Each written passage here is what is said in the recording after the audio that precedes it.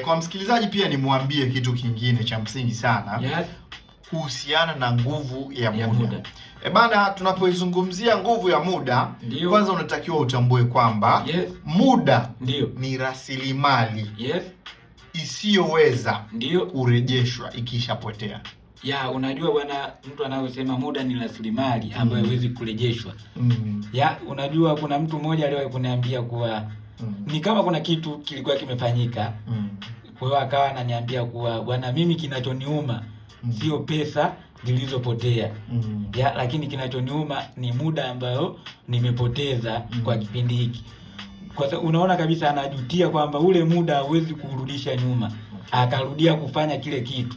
Kwa hiyo tayari kashapoteza muda. Kwa hiyo anaona thamani ya muda kuwa muda hauwezi kurudishwa nyuma.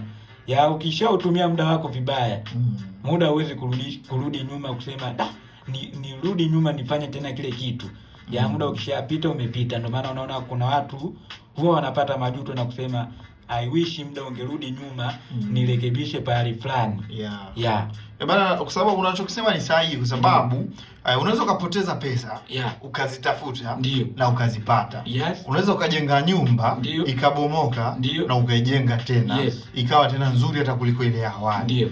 Ila unapopoteza sekunde moja tu, yes, sekunde moja tu, hauwezi kuirudisha tena. Haiwezi kurudi nyuma. Kwa hiyo ndio maana tunaona muda una thamani kubwa sana. Yaani usikubali muda wako upotee bure.